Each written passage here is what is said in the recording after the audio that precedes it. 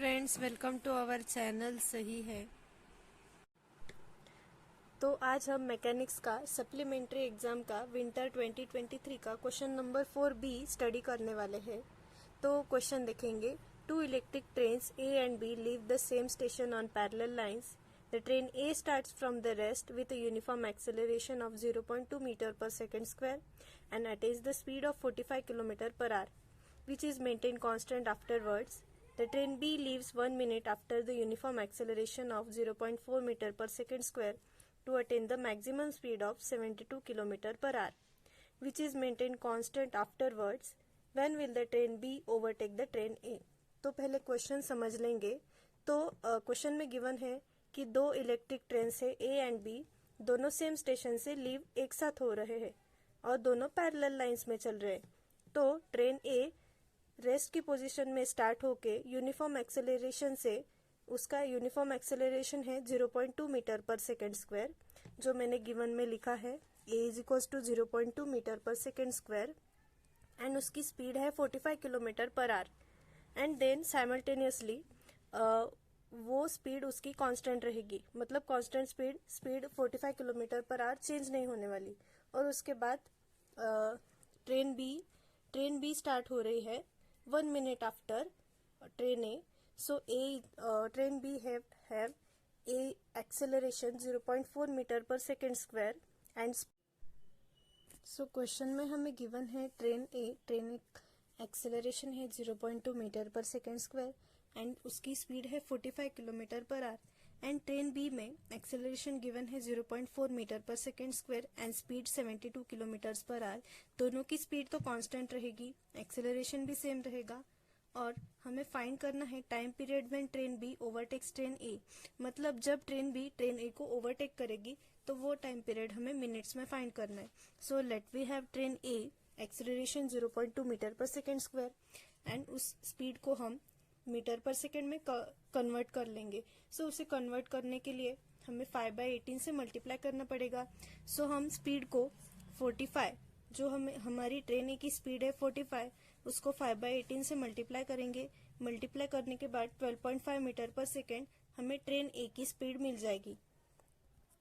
So train ए की speed हमें मिल गई 12.5 metre per second.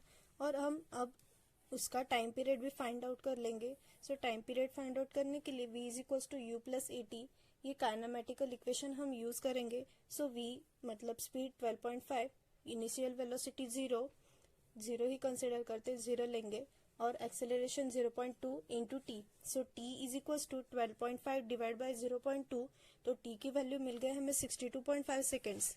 So distance covered by train A, तो हम डिस्टेंस अब फाइंड करेंगे। तो distance d is equal to ut plus 1/2 at square. So इस फॉर्मूले से हम डिस्टेंस फाइंड करेंगे। सो डिस्टेंस इनिशियल वेलोसिटी आएगी 0, और 0 को किसी से नंबर से मल्टीप्लाई किया तो आंसर ही 0 आने वाला है। तो 0 प्लस 1/2, 0.2 एक्सेलरेशन है और 62.5 का स्क्वायर लेंगे। सो इन कैलकुलेशन के बाद डिस्टेंस d हमें 390.625 मीटर्स मिल जाएगा। सो ट्रेन ए का डिस्टेंस कवर्ड 390.625 है। सो नाउ हमें ट्रेन बी का डिस्टेंस, स्पीड एंड टाइम तीनों फाइंड करना पड़ेगा।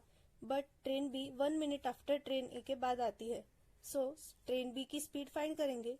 ट्रेन बी की speed 72 kilometre per hour, but उसे हम मीटर पर सेकेंड में कन्वर्ट करने के लिए 5/18 से मल्टीप्लाई करेंगे, सेम एज स्पीड वी भी आ जाएगा 20 metre per seconds. Now time T period find करेंगे। v is equal to u plus at, speed 20, initial velocity 0 and acceleration 0.4 t। तो टाइम पीरियड आ गया 20 डिवाइड बाई 0.4, 50 सेकेंड्स। सो अब distance भी find out कर लेंगे ट्रेन बी का। तो डिस्टेंस के फॉर्मूले में हम वैल्यू पुट कर देंगे, तो डिस्टेंस मिलेगा 500 metres. Now let say t seconds train B overtake then train A. So total time t plus 60 seconds, मतलब ट्रेन ए के 1 मिनट बाद ही ट्रेन बी चली गई। तो ट्रेन ए का टोटल टाइम तो होगा t प्लस 60 सेकेंड। अगर हम t plus 60 seconds D A is equal to D B में मल्टीप्लाई कर दे तो हमें टाइम पीरियड की वैल्यू मिल जाएगी। सो हम DA is equals to DB ये इक्वेशन लेंगे।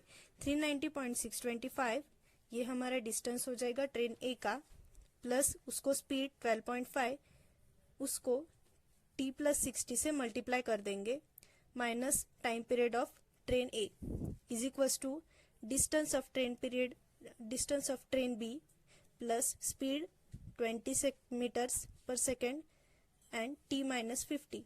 50 is a time period of train B. So equation को 60 प्लस T इक्वेशन को हम मल्टीप्लाई कर देंगे तो मिलेगा 12.5T माइनस 31.25। तो हम TT की वैल्यू एक साइड ले लेंगे और पूरे डिजिट्स एक साइड ले लेंगे। सो हम 390.625 plus 12.5T minus 31.25 is equals to 500 minus 1000 plus 20T.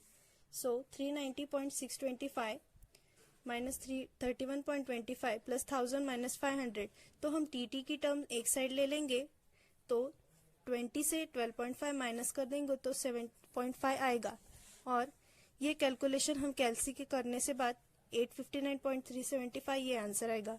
So time period T is equals to 114.6 seconds, ये हमारा टाइम पीरियड आएगा।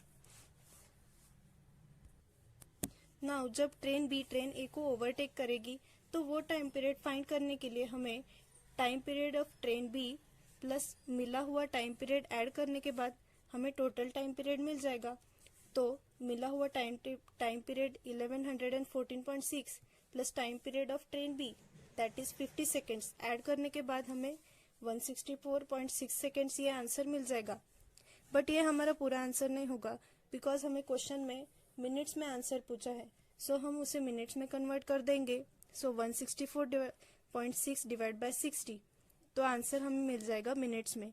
तो T is equals to 2.74 minutes, मतलब ट्रेन बी ट्रेन ए को 2.74 मिनट्स में कवर कर लेगी। तो गाइस ये था अपना फाइनल सॉल्यूशन। आई होप मेरा सॉल्यूशन आपको ऑफ कोर्स हेल्प करेगा। तो प्लीज़ मेरे चैनल को लाइक शेयर एंड सब्सक्राइब ज़रूर कीजिए। ओके।